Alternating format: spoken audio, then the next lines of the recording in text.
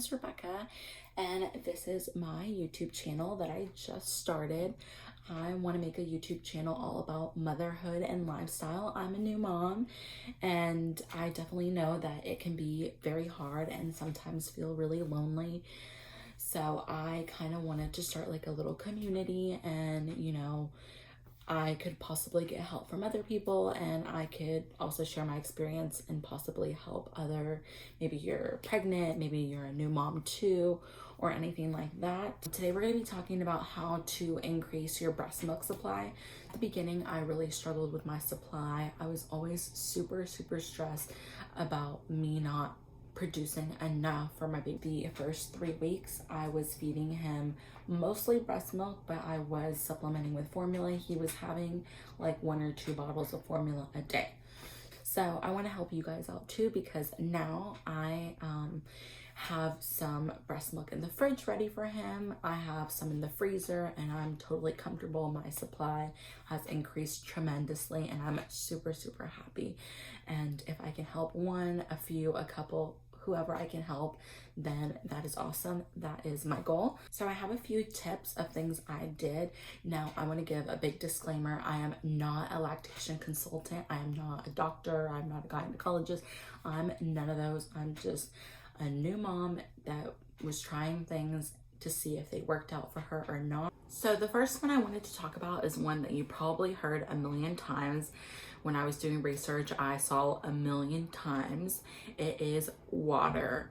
So I do not like water. I really struggle to drink water. I have to force myself, and I have to just chug it and get it over with, because I did notice that when I was drinking water, I was making, now I'm not saying that I went from 2 ounces to making 7 ounces. Like, that's something unrealistic. I went from like starting off with 2, and then maybe I would see like 3. So I just noticed little things that made it go.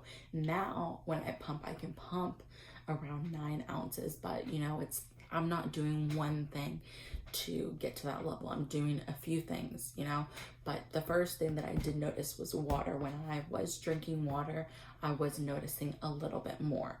If you like water, then awesome. Make sure that you continue drinking a lot of water. If you're like me, then you need to find something that you can do to drink your water.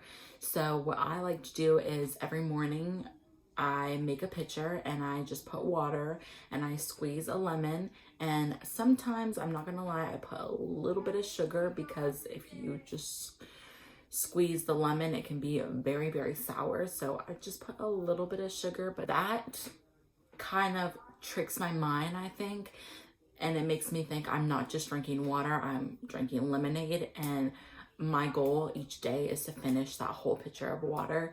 So just do whatever works for you so you can get your water intake. So they recommend 8 glasses. So if you want to put peppermint, if you want to put lemon, lime, fruit, whatever you want to put in it to drink it, then do that. Another thing other than water is, as a new mom, I started drinking coffee. I was a person to never drink coffee. Maybe I would say like once a month, maybe. But as a new mom, at the beginning, when you're not getting any sleep, then you need something. So I did start drinking coffee, and I did find a creamer that had a coconut, because I do not like just coconut water, but I did find this creamer that had coconut, and if I can find it, I will add it somewhere here.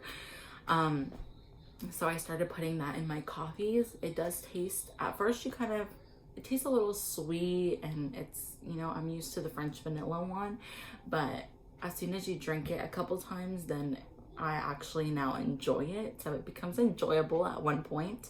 So definitely try it out if you're like me and cannot drink coconut water. I know the pink drink and the Starbucks pink drink has it. So if you want to do that, if you want to put it in a smoothie, do stuff like that.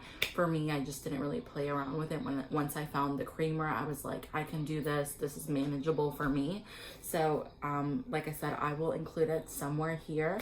If you want to check it out, then definitely do it. I got it from Aldi. It's just a regular, it says coconut creamer on there. I'm sure you can find, you know, it doesn't have to be that brand. I'm sure you could find it at any grocery store, but yeah, definitely add in a little bit of coconut. It's very hydrating, so it's no surprise that it's going to help you with your, like I said, it's just finding little things that help. You know, at first it's trial and error. You're trying to do a couple things until something works out for you. And then once you do find a couple things, like I'm telling you the things that I found, you just include them to your day-to-day life in one way or another, and that will keep your supply at, you know, stable and at a point that you're comfortable. My second tip is oatmeal. So I started eating oatmeal every day for breakfast, just keeping it routine and consistently. The good thing was that I do like oatmeal. At the beginning, I really suggest for you to be adamant of, you know, sticking to something that works with you, but like sticking to it. So that is my second tip. And I have my tips on my phone, so just give me a second. I made a little list so I wouldn't forget anything. So we talked about water, we talked about oatmeal. The third thing is vitamins. Your prenatal vitamins are so essential. At the beginning, I kind of had my baby and I kind of forgot about them. You know, I was adamant of taking them when I was pregnant, but I kind of like put them to the side once I had my baby. Of course, you have a lot of things going on. You have to take care of baby. In my case, I was a new mom, so just figuring out what to do was kind of just overwhelming. So it was kind of something that I just didn't really, I mean, I cared about it. I thought maybe I should take my vitamins, but I had so many other things that I didn't really get to it. I went back to taking them and I did notice that it did help a little bit. So I have continued taking my prenatal vitamin, and I actually do notice that not only for my milk intake, but just how I feel overall. Let's move on to number 3. So number 3 is pump, pump, pump. So that's what I'm saying for me, pumping, because my baby was born at 36 weeks. So when I tried to latch him on, it was really hard for him and it just wasn't working. He was getting frustrated and hungry. And at that time I was getting frustrated because he was crying and I wanted to feed him, but I couldn't. So pumping is what I had to do. So I know I've tried everything. I am definitely one of those people that is persistent. If I want to do something, I will figure out a million ways how to do it. So I tried nipple shield. I went to a lactation consultant. I did a bunch of things and it just wasn't working out for me. So I did have to pump, and you know, it's just a commitment. It's, you know, definitely hard work, and you have to keep consistent. You have to be disciplined to follow the regimen. You know, it can definitely get tough being a new mom and, you know, being sleep deprived and just going through a million things.